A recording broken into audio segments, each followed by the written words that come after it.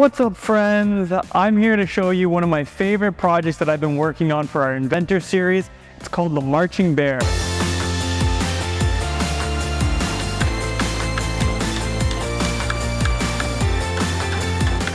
I'm gonna go through all the little prototypes that I developed, starting with the first one. This is a cardboard one.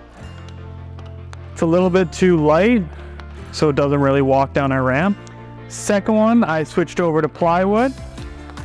But as you can see, there's not enough counterbalance on it, so it doesn't walk down our ramp. The third one, I added a little bit more weight to it, so it should walk a little bit better.